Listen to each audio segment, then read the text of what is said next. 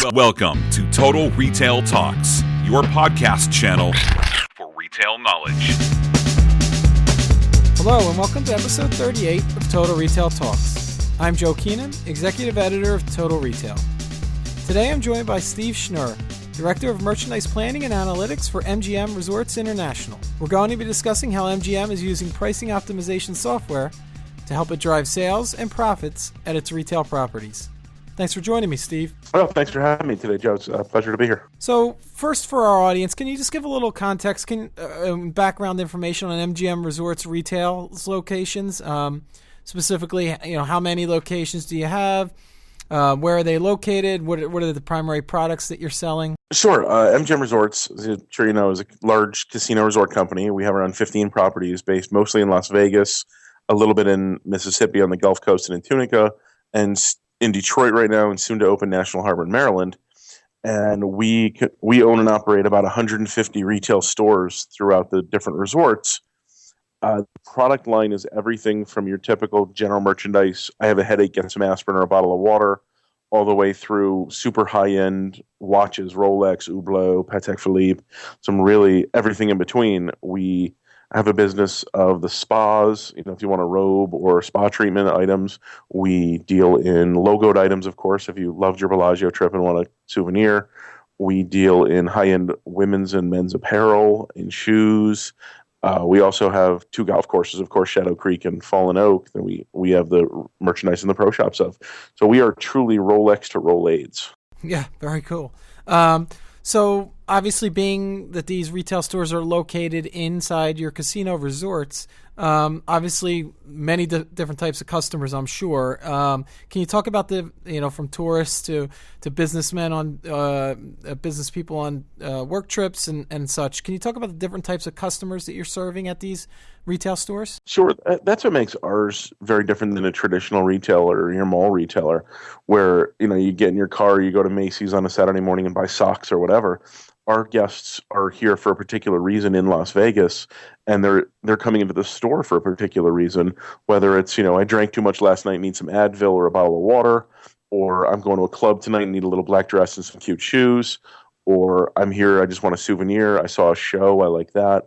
So our guests range really, the three different types of casino segment is the casino player, they're here for the gambling, versus the convention, the weekend the road warrior, the guy who's here, travels a lot, salespeople, conference people, and they're here, and they're a very different customer, versus the leisure customer, mom, pa, Ohio, come out for a weekend getaway or a family vacation, and every resort in the portfolio really has its own niche of who the customers are, where Mandalay Bay is an amazing pool area, so it's weekend leisure business, but it's also one of the largest conference spaces in the world now, so it has a huge, huge amount of business travelers, and 50, 80, 150,000 people might be passing through there to go to the SEMA cement show or JCK or a Home Depot salesperson conference or something like that. And every one of those customers is in our stores for a different reason, trying to understand why why are you here? What are you looking for? And how do we serve you? Is what makes ours really a completely different challenge than, like I said, your traditional mall retail, where they have to figure out how to get you to come to the store. We already have you in the building. We have to figure out how to best maximize your experience in the store, make you want to shop in the store and serve whatever it is need that you came into the store for. So it's just a really different experience, and it changes. Tuesday, Wednesday is different than Friday, Saturday. Winter is different than summer. Back to school time versus EDC coming up in a few weeks. It's just a really, really different experience here. Yeah, it's very interesting. And, what you mentioned that volume, the massive amount of volume that you have, you read about retailers, like you said, trying to get the foot traffic. That's obviously not an issue for your properties. So then how do you those three different types of customers that you mentioned, that, the guy that's there for a convention Tuesday through Thursday versus your weekend, tourist guests, and then also your players. How do you kind of provide an experience, and specifically around pricing, that you're trying to then optimize sales for each of those three different segments? So when we look at the price optimization, most of the time we're really talking about what we call our general merchandise items, the eat it, drink it, smoke it. Your water, your cigarettes, your candy, your snacks, your Gatorade, your Red Bull, whatever it is. understanding why that customer is walking in this store at that time. So if you're at a conference at Mandalay Bay and there's 25,000 people at this conference, if you want to just get away for lunchtime for an hour and go upstairs, kick off your shoes, take off your tie and read your email on, at your desk, you still got to have lunch. So we're trying to capitalize on a sandwich, a bag of chips, and a water. And that might be on Monday through Thursday event. On the weekend, you're there with your buddies for a bachelor party, and we're going to try to capitalize on a bottle of Grey Goose, maybe 2 beers and a shot as a promotion, and things like that. So understanding, it really goes down to who's in the building and why are they here. At the high-end customer at a Bellagio or an Aria who's here for a gaming weekend and really a big player, they may be shopping for, a men's apparel. They may be shopping for, a high-end jacket or a sport coat. They may be shopping for a new watch. It's not so much of a pricing at that point, but a service. But really, the pricing initiatives are really mostly dealing in the truly inelastic type items where we can really control pricing and move them up or down depending on who the customer is in the store.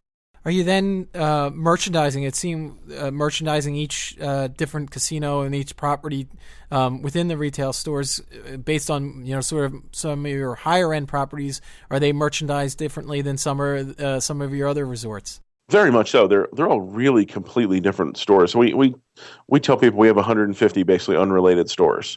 So the guest that shops in one side of Bellagio may not even see the other store, or they may browse both stores. So why would we show them the same thing twice? When it comes to the souvenir or the fashion or the giftable items, versus where most Macy's all carry basically the same type product.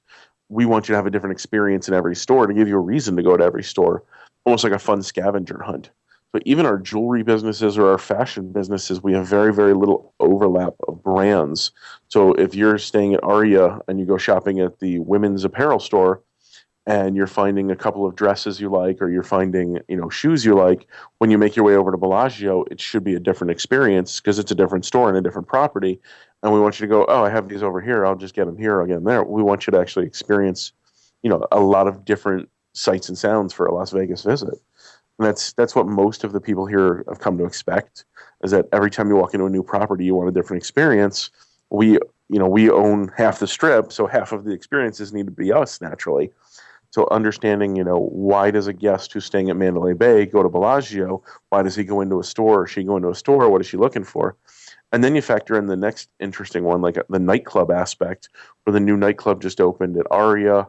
What is that guest staying at Aria, or may not even be staying at one of our properties, but they're walking through Aria and they're going to go to the new nightclub and they realize they're not dressed well. Hey, I should buy a new pair of shoes, or I should buy a new, Robert Graham shirt for the club tonight. Trying to cater to that they're not even necessarily staying at our resorts, and we're still trying to serve that guest as well. So it's every store, every day, every week is just something different, on our radar. Yeah, so then getting to know that customer and, like you said, knowing who's in the building.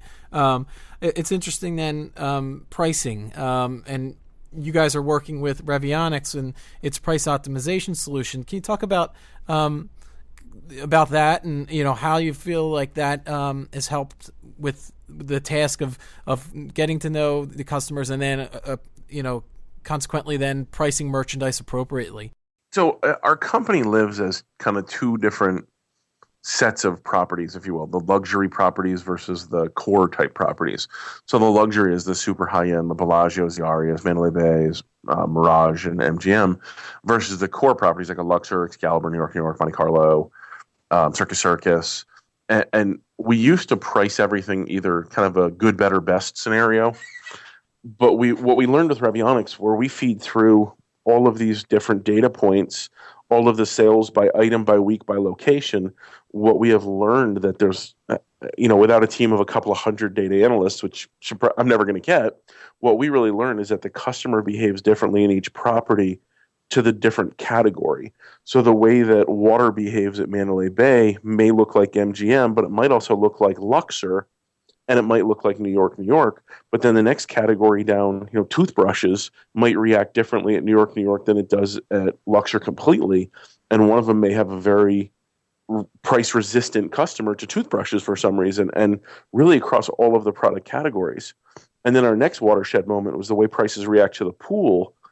is completely unrelated to the rest of the building. So if you're a guest staying at Mandalay Bay and you walk into a store and the price is one thing, if you walk out to the pool, the price could be completely different. It could be higher, it could be lower, depending on the demand cycle and the demand curves out at that pool.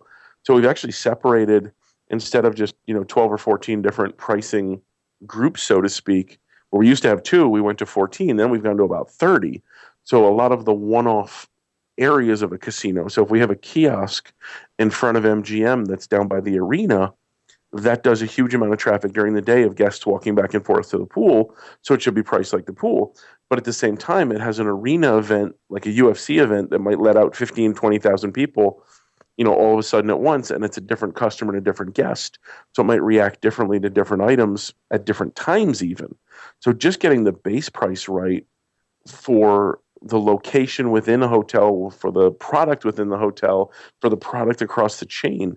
That's what Revionics really did an amazing job for us with, is understanding how the different products react differently in each property.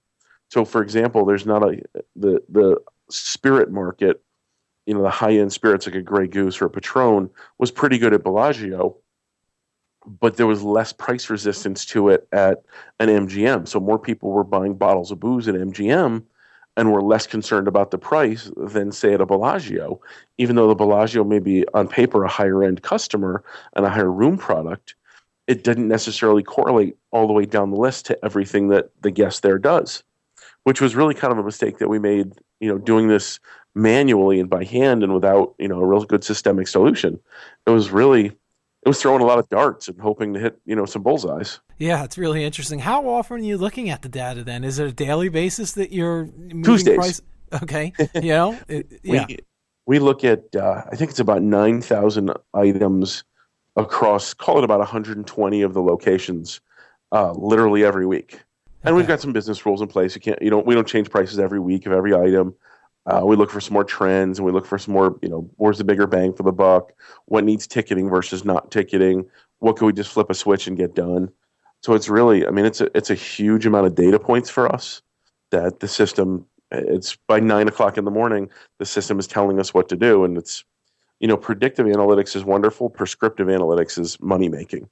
So it's telling us these are the items you should do. This is the pricing you should do. And this is how much money you should expect to do because of it. Yeah. And when you say these are the products you should do, I guess you're saying you can raise the price of whatever by X amount of percent and you can see this kind of increase. Is that what you mean by that? Yeah. Yeah, absolutely.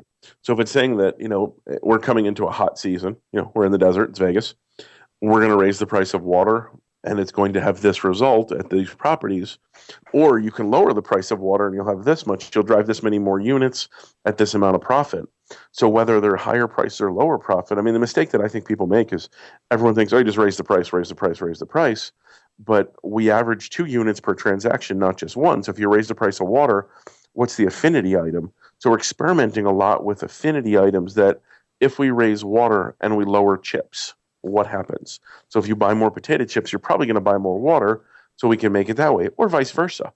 If we raise chips but lower water, or do we do promotional type things, it helps us doing a lot of the what if scenarios where if you do this, this is what you should do, and this is the best case scenario. Yeah. Yeah, so it's been really game changing for us. Yeah, because if I'm coming in and just with the intention of buying just a bottle of water, but I see something else that at the right price that I think is a good value, then you're increasing that basket size. And that's what it's really all about. It's a bigger basket size. Gross margin dollars in the bank. Yeah. is really what it is. So you look at something like a cigarette price, and the cigarette price. I understand if you're a smoker, you're going to pay whatever you pay. You don't care. You're just going to be like, oh, well, it's expensive. But what's that second item you buy with it? Is it a lighter? Is it a candy? Is it a snack? Is it a breath mint? If we lose too much on the cigarette side, what's the affinity item impact? And that's something we're really starting to study a lot better now. And it's we're really firing on all cylinders. The results we've had have been just tremendous. Well, that's a good segue for my final question, Steve. Let's talk a little bit about the business benefits, the results here that MGM Resorts has seen since it started using this price optimization solution from Revionics. We're a publicly traded company, so I can't give you a hard number. Right. But I can tell you it's increased several margin percents. Yeah. So it's not just gross margin percent. We've increased gross margin dollars in the bank by several percentage points.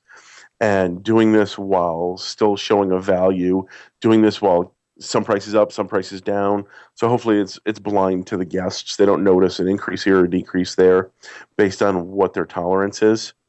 And for us, it's just been, we projected it at a certain number, and it's been 2 or 3 times that in the first year alone. Well, great stuff. Yeah, well, so I want to take this opportunity to thank Steve Schnurra of MGM Resorts International for his time. Some really interesting stuff about what the company is doing in terms of merchandising and pricing. And please check out our podcast channel page, mytotalretail.com/podcast for show notes. Total Retail Talks is available on iTunes and Stitcher, but make sure to subscribe on our podcast channel page as well. Lastly, please follow us on Twitter at MyTotalRetail or on Facebook at facebook.com/MyTotalRetail. Thanks, and I look forward to you joining us on the next episode of Total Retail Talks.